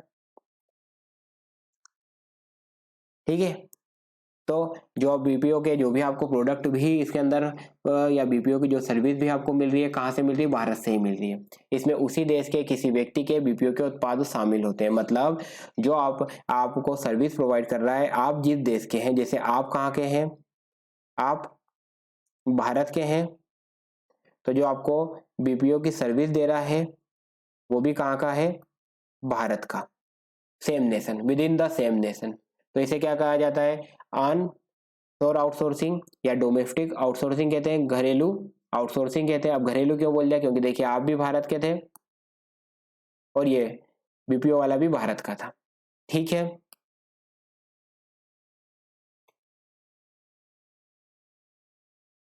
आंसर आउटसोर्सिंग का एक और नाम क्या है, आंसर आउटसोर्सिंग का घरेलू आउटसोर्सिंग, डोमेस्टिक आउटसोर्सिंग या ऑनशोर आउटसोर्सिंग। क्या होती है ये, इसमें उसी देश के किसी व्यक्ति के बीपीओ के उत्पाद शामिल होते हैं। ठीक है, तो ये सेम नेशन के होते हैं, उसी देश के होते हैं। ठीक है, तो इसे क्या कहते हैं, आंसर कहते हैं, और उसी देश के होने के कारण इसे घरेलू भी कहा जाता है। निकटवर्ती का मतलब क्या होता है, अब देखिए जो आपके आसपास के हों, नियर शोर। तो अब देखिए आप भी जानते हैं नियर का मतलब क्या होता है, आसपास, निकट, पास में जो है, तो वही नियर शोर या निकटवर्ती। तो क्या होते हैं ये, जो पड़ोसी देशों में, अब आपके पड़ोसी देशों में बीपीओ सेवाएं प्रदान करने वालों से संबंधित है। ये देखिए पड़ोसी राष्ट्र में। ठीक है, जैसे भारत है तो भारत के पड़ोस में क्या हो गया आपका, बांग्लादेश है, श्रीलंका है, मालदीव है, ठीक है। तो अब ये पड़ोसी देशों में बीपीओ सेवा प्रदान करने वालों से, तो नियर का मतलब क्या हो जाता है, पास। तो जो भी आपके पड़ोसी देश हो, ठीक है, एग्जाम में किस पॉइंट को आपको पकड़ना रहेगा कि निकटवर्ती मतलब पास, तो पास मतलब जो भी आपके पड़ोसी देश में बीपीओ की अगर आप सेवाएं प्रदान कर रहे हो तो क्या कहलाएगा वो, नियर शोर, निकटवर्ती आउटसोर्सिंग। अब अपतटीय, अपतटीय मतलब ऑफशोर, अपतटीय ऑफशोर आउटसोर्सिंग क्या होती है, इसमें क्या होता है, ऑफशोर मतलब, अब देखिए ऑन का मतलब क्या था कि ये ऑन श्योर मतलब आपके ही जो उसी देश की थी, ठीक है, और इसे इसीलिए उसी देश के होने के कारण इसका क्या कहते थे, इसे घरेलू भी कहते थे। अभी ऑन था, तो अब ये जो ऑफ रहेगा, ऑन का अपोजिट क्या होता है, ऑफ, तो ये इसका क्या रहेगा, अपोजिट रहेगा ऑन का। तो इसका ऑफशोर मतलब अपतटीय आउटसोर्सिंग, ऑफशोर आउटसोर्सिंग। किसी बाहरी कंपनी, ये देखिए इसमें क्या हो गया, देखिए आउटसोर, आउटसाइड आ गए, यहाँ पे क्या थे, with in the same nation, ये देखिए आउटसाइड से बीपीओ सुविधाएं प्राप्त होना, मतलब जो आपको बीपीओ की फैसिलिटी मिल रही है कहाँ से मिल रही है, बाहर से मिल रही है, अन्य किसी देश में। और इसमें क्या हो रहा है, जो पड़ोसी देशों को छोड़कर, क्योंकि अगर पड़ोसी देशों की बात होगी तो वो किस में होती है, नियर शोर में, ठीक है, वो किस में होती है, नियर शोर में। तो इसीलिए इसमें क्या है, देखिए ये पड़ोसी देशों को छोड़कर, क्योंकि पड़ोसी देश तो इसमें कवर हो जाते हैं, तो इसलिए लिख दिया एक्सेप्ट नेबरिंग कंट्री, ठीक है, अपने पड़ोसी देशों को छोड़कर। तो आपको जो बीपीओ की फैसिलिटी मिल रही है कहाँ से मिल रही है, बाहरी कंपनी से, आउटसाइड कंपनी से मिल रही है, किसी अन्य देश से, तो ये क्या हो जाएगा आपका ऑफशोर। तो ठीक है, ऑन का अपोजिट क्या हो जाएगा, ऑफ, ऑन का अपोजिट क्या हो जाएगा, ये देखिए ऑन, ऑन, ऑन का अपोजिट क्या था, ऑफ। तो ऑन में क्या होता है, उसी देश में, अब ऑफ में क्या हो रहा है, अन्य किसी देश में, या बाहरी कंपनी से आपको बीपीओ की फैसिलिटी मिल रही है अन्य किसी देश में, तो ये क्या हो जाता है, ऑफ। तो इसको याद करने का तरीका क्या है, देखिए याद करना भी आसान है, याद करना कैसे आसान है, यही की यही याद कर लेते हैं हम। चलिए पहले तो सबसे पहले सबसे आसान क्या है, नियर, नियर का आप भी जानते हैं, नियर का मतलब क्या होता है, पास, पास को हिंदी में एक और क्या बोलते हैं, निकट। तो अब आपके पास के या निकट के, तो आपके पास के जो भी निकट के देश हो, तो देखिए नेबरिंग कंट्री, ये इतने में ही आपका एग्जाम में क्वेश्चन क्या हो जाएगा, एमसीक्यू बन जाएगा। जब भी आपसे पूछा जाएगा तो ये आपके एमसीक्यू में नेबरिंग कंट्री जरूर ये लिखा होगा, नेबरिंग कंट्री या नेबरिंग नेशन जरूर लिखा होगा। और जैसे ही ये वर्ड होगा पड़ोसी देश, आपको ऑटोमेटिक समझ में आ जाएगा पड़ोसी मतलब नियर, मतलब निकटवर्ती आउटसोर्सिंग, और आपका क्या हो जाएगा, एमसीक्यू बन जाएगा। अब बात करते हैं ऑन शोर पे, ठीक है, तो आंसर का एक नाम आपको याद रखना है, घरेलू, और घरेलू का मतलब क्या होता है, उसी देश में, ठीक है। तो और बस ऑन याद है, घरेलू याद है, तो ये तो क्या है, उसका जस्ट अपोजिट है, ये क्या है, ऑफ है। तो ये घरेलू था, तो ये क्या हो गया, देखिए बाहरी कंपनी, अन्य किसी देश में, ये देखिए अन्य किसी देश में, जबकि ये क्या था, उसी देश में, तो ये हो गया ऑफ श्योर। तो इस तरह से आपको क्या हो गया, पूरा ये भी याद हो गया। अब बात कर लेते हैं केपीओ पे। तो सबसे पहले देखिए केपीओ का क्या पूछ सकता है आपसे एग्जाम में, फुल फॉर्म। तो आपको फुल फॉर्म याद रखना है, केपीओ का फुल फॉर्म क्या है, नॉलेज प्रोसेस आउटसोर्सिंग। क्या है, नॉलेज प्रोसेस आउटसोर्सिंग। अब हम इसे समझते हैं कि केपीओ क्या है, तो नॉलेज प्रोसेस आउटसोर्सिंग है। क्या है, नॉलेज प्रोसेस आउटसोर्सिंग, केपीओ का full form knowledge process outsourcing. मतलब आप कौन से काम को आउटसोर्स कर रहे हो, नॉलेज वाला, नॉलेज मतलब ज्ञान वाला, ठीक है, मतलब आप आपके जो ज्ञान से आधारित अगर आपको सेवाएं लेना है तो वो काम को आप क्या कर रहे हो, किसी दूसरी एजेंसी या फर्म को सौंप रहे हो, ठीक है। आपको जैसे मान लो आपकी कंपनी थी, अब आपको कानून की सलाह चाहिए, तो आपने क्या करा, कानून की सलाह लेने के लिए किसी दूसरी एजेंसी को काम सौंप दिया, ठीक है। तो कानून की सलाह लेना भी क्या है, आपके ज्ञान से संबंधित है। या आपको क्या करना है, किसी आपको रिसर्च एंड डेवलपमेंट करना है, जैसे होंडा क्या कर रही थी, होंडा बाइक बना रही थी, अब बाइक में नया मॉडल कैसे लाए, नया इंजन कैसे बनाए, ठीक है। इसके ऊपर क्या कर रही है होंडा, होंडा ये बोल रही है कि चलिए और भी हमको रिसर्च एंड डेवलपमेंट के लिए और अधिक लोगों की या जो रिसर्च एंड डेवलपमेंट करने वाली एजेंसियां उनकी जरूरत पड़ेगी। तो होंडा ने क्या करा, रिसर्च एंड डेवलपमेंट के लिए, शोध एवं विकास के लिए किसी एजेंसी को क्या कर लिया, अपॉइंट कर लिया। तो ये क्या हो जाएगा, शोध और विकास कैसा काम है, दिमाग का काम है। ठीक है, दिमाग से ही आप शोध करेंगे, रिसर्च करेंगे। तो ये भी क्या हो जाएगा, knowledge processing outsourcing, knowledge process outsourcing. तो सबसे पहले एग्जाम में क्या प्रश्न पूछ सकता है आपसे, फुल फॉर्म याद रखना, फुल फॉर्म पूछ सकता है आपसे, इसे वेरी आईएमपी लगाना और एग्जाम में रिवाइज करके जाना। केपीओ का full form knowledge process outsourcing, BPO का बिजनेस प्रोसेस आउटसोर्सिंग, पूरा सिमिलर है, केवल वहां बिजनेस हो जाएगा, बिजनेस प्रोसेस आउटसोर्सिंग। ये देखिए ये बिजनेस, बाकी कॉमन है, और यहाँ पे नॉलेज। तो ये देखिए व्यवसाय को सफलतापूर्वक चलाने के लिए या संचालित करने के लिए उच्च स्तरीय ज्ञान की जरूरत वाले कार्यों को, मतलब आपको किसकी जरूरत है, आपके बिजनेस के लिए ज्ञान की, नॉलेज की जरूरत थी। तो ये आपने नॉलेज को प्राप्त करने के क्या क्या क्या करा आपने, बाहर की एजेंसियों से क्या कर रहे हो आप, नॉलेज की जो आपकी रिक्वायरमेंट थी उसे फुलफिल कर रहे हो। उच्च स्तरीय ज्ञान की जरूरत वाले कार्यों को संगठन से बाहर, ये देखिए आपको नॉलेज की जरूरत थी, आपने क्या करा, बाहर की एजेंसी से आप आपकी ये जो रिक्वायरमेंट थी इसको फुलफिल कर रहे हो। ठीक है, आपको बिजनेस में किसी भी प्रकार के ज्ञान की जरूरत थी, चाहे आपको रिसर्च एंड डेवलपमेंट की जरूरत थी या फिर आपको रिसर्च एंड डेवलपमेंट की जरूरत थी,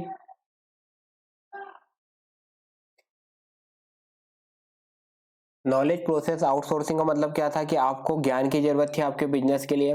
तो अब आप नॉलेज लेने के लिए आपने आपका काम क्या करा, किसी आउटसाइड एजेंसी को सौंप दिया, बाहरी एजेंसी को काम सौंप दिया। तो इसे ही क्या कहते हैं, नॉलेज प्रोसेस आउटसोर्सिंग। ठीक है, अब ये जो नॉलेज प्रोसेस आउटसोर्सिंग में जो भी लोग काम करते हैं क्या हो जाते हैं, इनके पास हाईली क्वालिफाइड होते हैं, ये इनके पास उन्नत डिग्री होती है, इनके पास बहुत ज्यादा क्या होता है, अनुभव होता है, कार्यकुशलता होती है।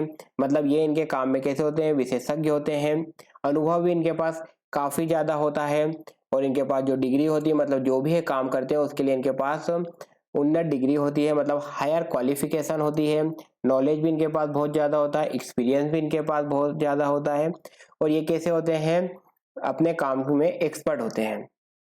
तो जब आपको अब क्या करना है, आपको अगर आपके बिजनेस से रिलेटेड कोई सी भी अगर नॉलेज के संबंध में आपको क्या चाहिए, किसी बाहरी एजेंसी की मदद चाहिए, तो फिर उसे क्या कहा जाएगा, नॉलेज प्रोसेस आउटसोर्सिंग। व्यवसाय को सफलतापूर्वक संचालित करने के लिए उच्च स्तरीय ज्ञान की जरूरत वाले कार्यों को, देखिए संगठन के लिए आपको अच्छे से आपको आपको जो व्यवसाय था उसे रन करना था, तो आपको क्या थी, उच्च स्तरीय ज्ञान की जरूरत थी। तो आपने क्या करा, बाहर एजेंसी से आप क्या कर रहे हो, ज्ञान प्राप्त कर रहे हो, तो उसे क्या कहा जाएगा, नॉलेज प्रोसेस आउटसोर्सिंग। ठीक है, जब आप किसी दूसरे व्यक्ति से क्या कर रहे हो, नॉलेज ले रहे हो, ठीक है, नॉलेज की सर्विसेज ले रहे हो, तो वो क्या हो जाएगा आपका, नॉलेज प्रोसेस आउटसोर्सिंग। केपीओ में ऐसे व्यक्तियों को काम ठेके पर दिया जाता है, ठेका मतलब वही आपको अनुबंध पे या कॉन्ट्रैक्ट पर, ठीक है, अनुबंध या कॉन्ट्रैक्ट पे दिया जाता है, जिनके पास क्या होता है, उन्नत डिग्री होती है, हायर क्वालिफिकेशन होती है, विशेष ज्ञान होता है, कार्य की विशेषज्ञता होती है, मतलब एक्सपर्ट होते हैं बहुत ज्यादा, उनके पास क्या होता है, अनुभव भी होता है, हायर क्वालिफिकेशन भी होती है। कौन, जिन व्यक्तियों से आप इस तरह की ज्ञान की क्या ले रहे हो, सेवाएं ले रहे हो। केपीओ का मुख्य उद्देश्य ज्ञान के प्रयोग से, मतलब नॉलेज के यूज से आप क्या कर रहे हो, व्यापारिक कुशलता प्रदान कर ग्राहक के लिए मूल्य सृजन का काम कर रहे हो। मतलब आप क्या कर रहे हो, आपका जो कस्टमर है उसको भी क्या कर रहे हो, उसका आप उसे वैल्यू एडिशन दे रहे हो। ठीक है, आपने क्या करा, जैसे आपको आपने आपकी क्या बना रहे थे, होंडा बाइक बना रहा था, तो होंडा को क्या बाइक में उसे कुछ प्रॉब्लम क्या आई कि जैसे मान लो बाइक में ये आई कि सीटिंग में, मतलब जो उसकी बैठने की थी सीट, उस पे जो कस्टमर था वो क्या हो रहा था, रिलैक्स फील नहीं कर रहा था। तो अब इस तरह की प्रॉब्लम जब होंडा को पता चली, तो होंडा ने क्या करा, कुछ जो अच्छी बिजनेस एजेंसी थी, उन्हें ये काम दिया रिसर्च एंड डेवलपमेंट का कि आप ये दिमाग लगाइए, आप आपका नॉलेज यूज़ करिए और ये बताइए कि हमारी बाइक में किस तरह से सीटिंग को और ज़्यादा कंफर्टेबल बनाया जा सके, ताकि जो ग्राहक हो उसे अच्छे लगे सीट पर जब वो बैठे तो कंफर्टेबल फील करे। तो इससे क्या होगा कि ग्राहक के मूल्य का मतलब जो ग्राहक है उसको जो वैल्यू एडिशन होगा। ठीक है, केपीओ की सेवाएं, तकनीकी विश्लेषण, वो देखिए अगर आपको कुछ टेक्नोलॉजी के संबंध में क्या करना हो, एनालिसिस करना हो, शोध एवं विकास, रिसर्च एंड डेवलपमेंट का अगर आपको कुछ भी रिसर्च एंड डेवलपमेंट करना हो तो आप केपीओ नॉलेज प्रोसेस आउटसोर्सिंग की सर्विसेज ले सकते हो। अगर आप औषधि निर्माण कर रहे हो, जैसे आप दवाई वगैरह बना रहे हो, तो दवाई में बहुत ज़्यादा रिसर्च करना होती है। जैसे अभी कोविड आया था, तो कोविड के अंदर जो कोरोना का जो वायरस था, ठीक है, कोरोना वायरस वो क्या हो रहा था, अलग बहुत जल्दी म्यूटेशन था उसमें, मतलब बहुत ज्यादा परिवर्तित हो रहा था, तो उसके संबंध में ही दवाई बनाना थी। ठीक है, ताकि क्या कर सके, उस कोरोना वायरस को फैलने से रोका जा सके। तो इस पे क्या करना था, बहुत ज्यादा रिसर्च की आवश्यकता थी।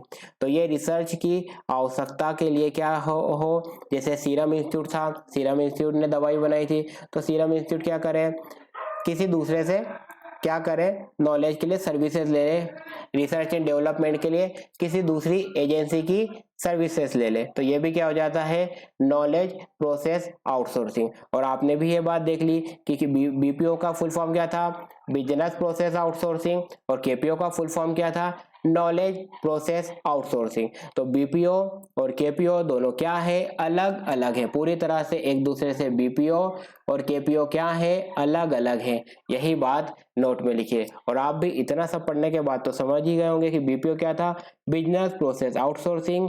ठीक है, जबकि केपीओ में नॉलेज प्रोसेस आउटसोर्सिंग था। यहाँ नॉलेज आप किसी एजेंसी से नॉलेज ले रहे थे, चाहे फिर रिसर्च एंड डेवलपमेंट पे लें, चाहे फिर आप कानून के क्षेत्र में कोई सलाह लें, कानूनी सलाह लें, या फिर आप कोई तकनीकी विश्लेषण लें, या अगर आप दवाई वगैरह बनाते हैं तो उसके संबंध में किसी का नॉलेज लें, तो ये क्या हो जाता है, केपीओ हो जाता है। तो बीपीओ बिजनेस प्रोसेस आउटसोर्सिंग और केपीओ नॉलेज प्रोसेस आउटसोर्सिंग दोनों ही कैसे हैं, पूरी तरह से एक दूसरे से क्या है, अलग अलग है।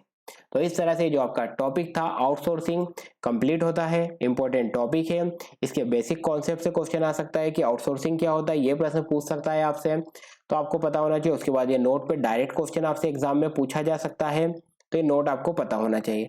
आपको बीपीओ क्या होता है, बिजनेस प्रोसेस आउटसोर्सिंग। ठीक है, फिर बीपीओ ऑप्शन के आपको प्रकार पता होना चाहिए, फिर चाहे वो ऑन शोर हो, ऑफ शोर हो, या फिर नियर शोर हो, ये सब आपको पता होना चाहिए। फिर केपीओ आपको पता होना चाहिए, नॉलेज प्रोसेस आउटसोर्सिंग। फिर आपको ये जो थर्ड पार्टी था और साथ ही साथ कैप्टिव, ये वाला कॉन्सेप्ट पता होना चाहिए, कैप्टिव सर्विस प्रोवाइडर का और थर्ड पार्टी सर्विस प्रोवाइडर का। थर्ड पार्टी सर्विस प्रोवाइडर में आपका हॉरिजॉन्टल और वर्टिकल, इनका भी आपको कॉन्सेप्ट पता होना चाहिए। तो इस तरह से ये जो आपका पूरा पूरा टॉपिक था आउटसोर्सिंग यहाँ पर कंप्लीट होता है। तो चलिए मिलते हैं जल्द ही अगली वीडियो में। इस वीडियो में बस इतना ही था। विजय एकेडमी में बने रहने के लिए आपका बहुत बहुत धन्यवाद। नमस्कार।